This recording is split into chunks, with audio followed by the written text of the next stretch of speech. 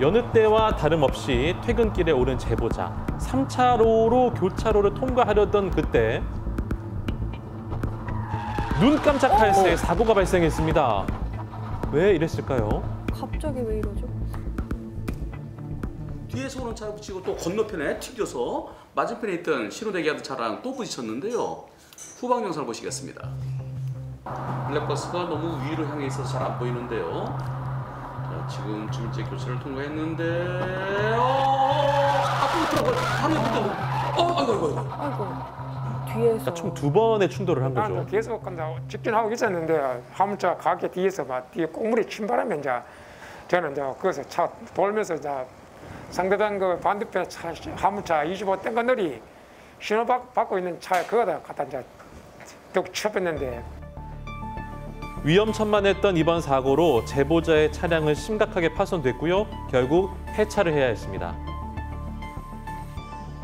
이번 사고 보험사에서 당연히 백대용으로 진행되고 있겠죠. 예. 상대방 이제 보험에 따서 와가 보디만은 자기들이 잘못했다고 이제 시를 하더라고. 그러고 나는 이제 100% 이제 견제 안 했지요. 예. 그런데 나중에 보니까 9대1로 이제 잡았더라고. 90대 10이라고요? 그럼 제보자에게 10% 잘못이 있다는 건데 도대체 왜 90대 10? 제보자에게 10% 뭐가 잘못이라는 건가요? 이것은 직진 우회전이고 직진 우회전이고 저 위에 가면은 이제 우회전이 이제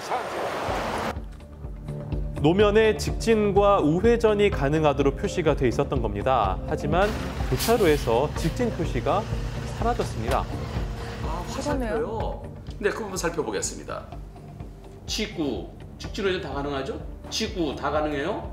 그런데 갑자기 없어지죠.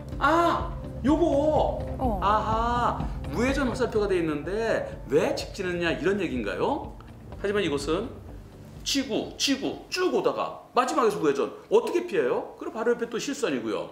당연히 직진할 수 있는 겁니다. 이번 사고 제보자에게 잘못 1도 찾아볼 수 없습니다. 따라서 100대 0이어야만 되겠습니다. 현장 상황과 다르게 표시돼서 운전자들에게 혼란을 주는 잘못된 노면 표시, 안전한 교통 흐름을 위해서 하루빨리 신속한 해결 방안이 필요해 보입니다. 잘 좀 표시해 주세요. 제보자는 고속도로 1차로를 정상적으로 잘 가고 있습니다. 네, 앞에 차 없고요. 2차로 차가 비상키로 들어오네요. 뭐예요? 뭐야? 아니, 유리창이 뭐가 뚝 불났네요. 예, 이번 사고로 제보자의 차 유리는요, 운전을 할 수 없을 정도로 파손이 됐습니다. 도대체 뭐가 날아온 겁니까? 어머, 이거 뭐예요?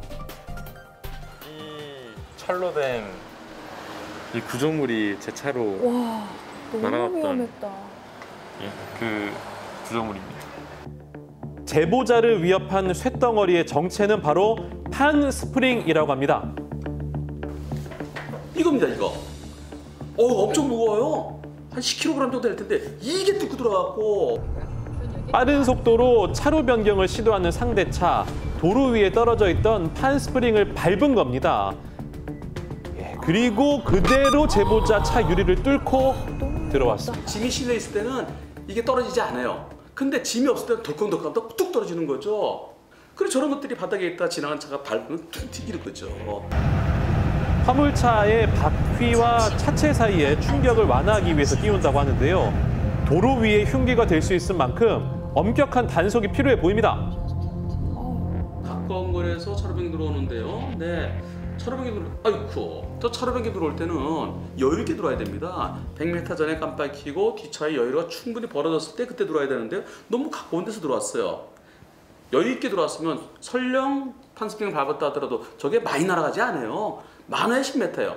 그렇다면 안전거리 지켰으면 안전거리 지켜서 들어갔으면은 거기서 붕 떴다 떨어지더라도 뒤에 오는 차가 사고 안 당하고 그냥 갈 수 있습니다. 너무 가까이서 들어왔어요. 너무 가까이서 들어왔기 때문에 이번 사고는 밟고 지나간 차에게 책임이 있어 보입니다.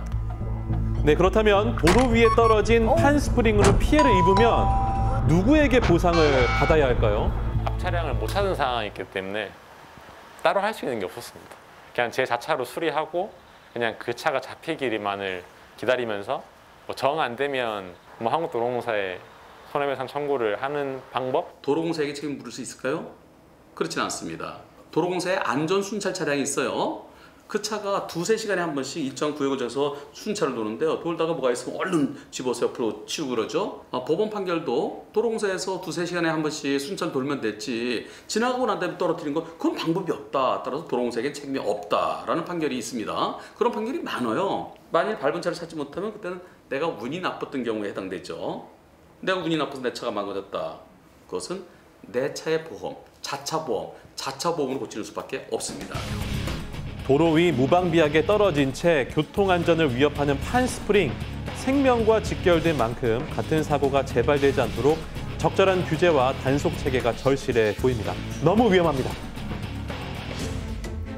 지난 14일 부산 해운대 도심의 한 교차로 빠른 속도로 터널을 빠져나온 차량이 속도를 줄이지 않더니 앞서가던 오토바이와 충돌했습니다. 사고를 내고 뒤집힌 채 심각하게 찌그러진 차량과 형체를 알아볼 수 없게 부서진 오토바이도 이렇게 확인해 볼 수 있었습니다. 퇴근 시간 직전 여러 대의 차량이 뒤엉키는 사고가 발생하면서 일대는 아수라장이 됐는데요. 당시 사고가 발생한 현장에는 미처 치우지 못한 사고 잔해들이 곳곳에 남아 있어 심각했던 피해 상황을 여실히 보여주고 있습니다. 목격자들은 그날의 충격을 생생히 기억하고 있습니다. 지금 여기 검은색 차량이 있는데 저쪽 위치예요. 근데 제가 있던 곳은 여기였었고요. 여기서 소리가 들려서 이렇게 쳐다보니까 저는 진짜 차가 저한테 날아오는 줄 알았어요. 상가에 설치된 CCTV에는 차량이 연이어 다른 차량과 충돌하는 처참했던 상황이 고스란히 담겨져 있습니다.